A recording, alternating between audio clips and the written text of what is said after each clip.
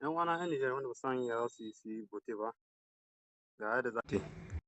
Idan ka shigo cikin TikTok haka, Kai wani ski. za ka iya shiga nan ga. Lalle wani aiki sai da kuma. Za ka iya satin suna, za ka iya rubuta suna wannan bin Hashim. Ga link nan cikin kwantuki na. Ko za ka iya satin sunan Usman Majo, shi ma za ka iske link cikin kwantukin shi. Ko za ka iya rubuta wani ski Montana, shi ma duk za ka iske link na bote a cikin kwantukin shi. Idan ka shigo cikin kwant haka, za ka ga link nan inda ka ga application wanda ya kasa, za ka iya shiga shi haka.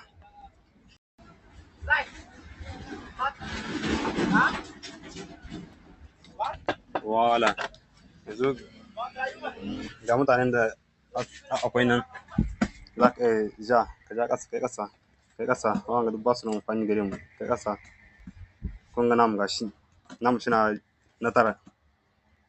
Wannan ba daidai ba ne, namu suna na tara. Kamata ne mu tashi mu yi bote domin shi dawo farko ko na biyu. Da son samu namu shi dawo na farko, na saboda na san mu muna iya 'yan Nijar. 'Yan Nijar mazauna Cote d'Ivoire suna su yi bote da Orange Money ko MTN. Wanda bai iya ba shi na tura kuɗi ne bisa ga foto na wani ski wanda an kafa. Akwai lamba ta Nijar mai yaki da Wave. Yadda za ka shiga. Idan kana Cote d'Ivoire ne, yadda za ka shiga. Ga sunan. Ko nawa kake son sawa, ga sunan. Ko nawa kake son sawa, ga sunan. Jika biyu, jika biyar, ko nawa kira ma kana isa kai don kai bote na saka.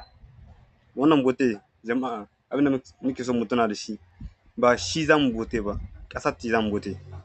Idan ka danne haka, ka taɓa nan ga sunan, za ka yi bote ne saman wannan layi guda biyu, MTN da kuma Orange Money.